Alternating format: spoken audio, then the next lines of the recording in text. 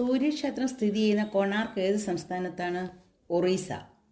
ദുർഗാപൂജ ഏത് സ്ഥലത്തെ ഉത്സവമാണ്? പശ്ചിമ ബംഗാൾ.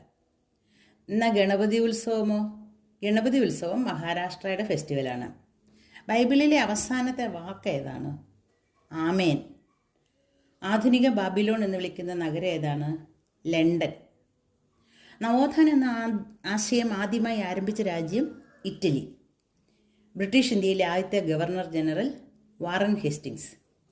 ഇന്ത്യൻ പത്രപ്രവർത്തനത്തിൻ്റെ പിതാവ് എന്നറിയപ്പെടുന്നത് ആരാണ്? James Augustus hiki. ടോൾസ്റ്റോയ് ഏത് രാജ്യക്കാരനാണ്? റഷ്യ.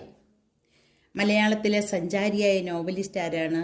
എസ്.കെ. പൊറ്റക്കാട്. ബൈബിളിൻ്റെ പരിഭാഷ ആദ്യമായി ഇന്ത്യയിൽ ഏത് ഭാഷയിലാണ് ഉണ്ടായത്? ബംഗാളി.